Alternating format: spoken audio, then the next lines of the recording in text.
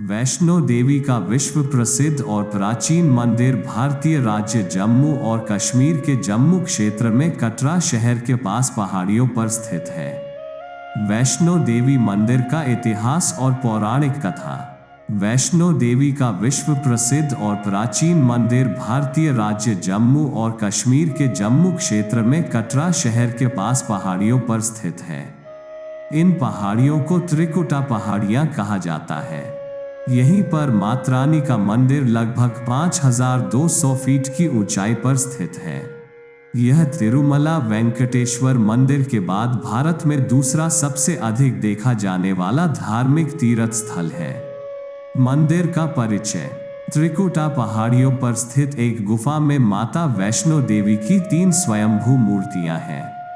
देवी काली दाएं, सरस्वती बाएं और लक्ष्मी बीच में पिंडी के रूप में गुफा में विराजमान है। इन तीनों पिंडियों के संयुक्त रूप को वैष्णो देवी माता कहा जाता है। इस स्थान को माता का घर कहा जाता है। पवित्र गुफा की लंबाई 98 फीट है। इस गुफा में एक बड़ा चबूतरा है। इसी चबूतरे पर माता का आसन है, जहां देवी त्रिकुटा अपनी माताओं के साथ विराजमान है। भवन वह स्थान है जहां माता ने भैरवनाथ का वध किया था। भैरव का शव प्राचीन गुफा के सामने मौजूद है और उनका सिर उड़कर 3 किलोमीटर दूर भैरव घाटी में चला गया और शव यहीं रह गया। जिस स्थान पर सिर गिरा, आज वह स्थान भैरवनाथ का मंदिर के नाम से जाना जाता है। वैष्णो देवी की पैदल चढ़ाई कटरा से ही शुरू होती है, जो भवन तक करीब 13 किलोमीटर और भैरव मंदिर तक 14.5 किलोमीटर है। मंदिर की पौराणिक कथा। मंदिर के बारे में कई किंवदंतियां हैं। एक बार त्रिकुटा की पहाड़ी पर एक सुंदर लड़की को देखकर भैरवनाथ उसे पकड़ने के लिए दौड़ पड़े। तभी लड़की हवा में मुड़ी और त्रिकूट पर्वत की ओर उड़ गई। भैरवनाथ भी उसके पीछे दौड़े। माना जाता है कि तभी पवन पुत्र हनुमान माता की रक्षा के लिए वहां पहुंचे। जब हनुमान जी को प्यास लगी तो उनके अनुरोध पर माता ने धनुष से पर्वत पर बाण चलाकर एक धारा निकाली और उस जल में अपने बाल धोए।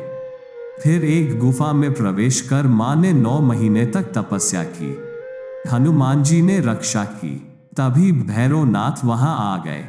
उस दौरान एक साधु ने भैरवनाथ से कहा कि जिसे तुम कन्या समझ रही हो वह आदिशक्ति जगदम्बा है, तो उस महाशक्ति का पीछा छोड़ो। भैरवनाथ ने साधु की बात नहीं मानी। तब मां ने गुफा के दूसरी ओर से एक रास्ता निकाला। यह गुफा आज भी अर्धकुमारी या आदिकुमारी या गर्भार्जुन के नाम से प्रसिद्ध है।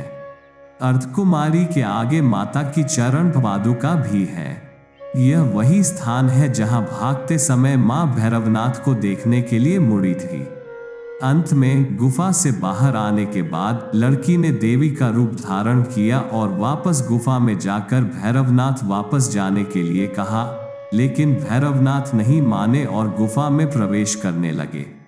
यह देख माता की गुफा की रखवाली कर रहे हनुमान जी ने उन्हें युद्ध के लिए ललकारा और दोनों लड़ पड़े।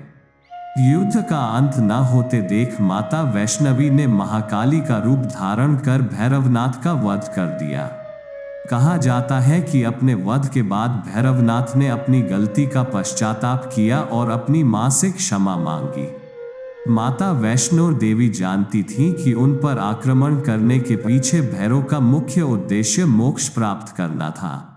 तब उन्होंने न केवल भैरव को पुनर्जन्म के चक्र से मुक्त किया, बल्कि उन्हें यह वरदान भी दिया कि मेरे दर्शन तब तक पूर्ण नहीं माने जाएंगे जब तक कोई भक्त मेरे बाद आपको नहीं देखेगा।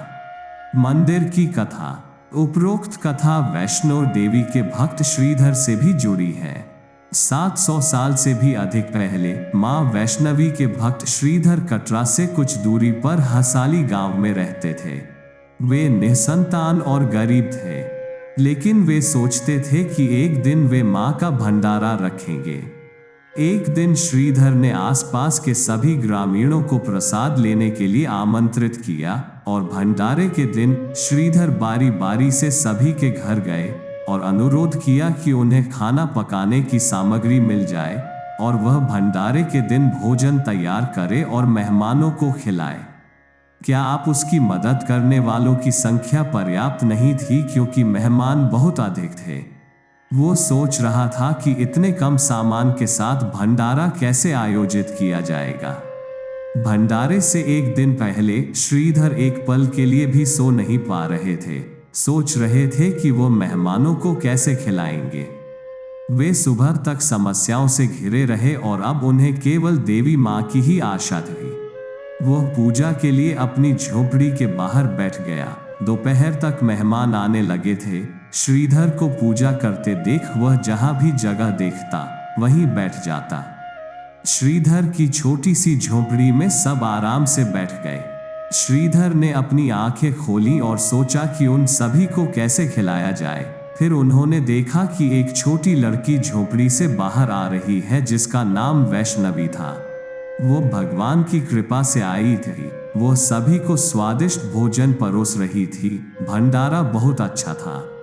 भंडारे के बाद श्रीधर उस छोटी बच्ची वैष्णवी के बारे में जानने के लिए उत्सुक थे, लेकिन वैष्णवी गायब हो गई और उसके बाद किसी ने नहीं देखा। बहुत दिनों बाद श्रीधर को उस नन्ही सी बच्ची का सपना आया जिसमें यह स्पष्ट हो गया कि वो माता वैष्णो देवी है। माता रानी के रूप में आई कन्या ने उन्हें गुफा के बारे में बताया और उन्हें 4 पुत्रों का वरदान दिया। श्रीधर एक बार फिर प्रसन्न हुए और माता की गुफा की खोज में निकल पड़े और कुछ दिनों के बाद उन्हें वह गुफा मिल गई। तभी से श्रद्धालु वहां मां के दर्शन के लिए जाने लगे। आशा करता हूं कि आपको हमारी यह वीडियो पसंद आई होगी। ऐसी ही धार्मिक वीडियो के लिए हमारी चैनल को सब्सक्राइब अवश्य करें।